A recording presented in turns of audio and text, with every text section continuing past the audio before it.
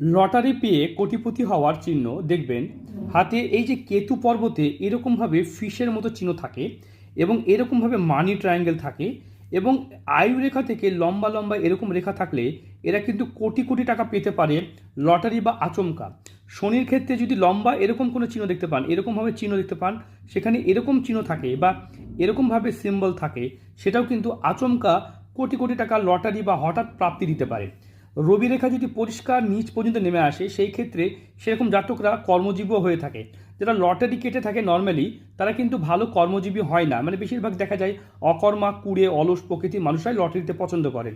কিন্তু যাদের রবি রেখা ভালো থাকে এবং দেখা যায় ভাগ্য রেখা এরকমভাবে উঠেছে, তারা কিন্তু সকর্মা হয়েও মানে ভালো কর্ম করেও লটারি থেকে প্রচুর ধন সম্পদ পেতে পারে।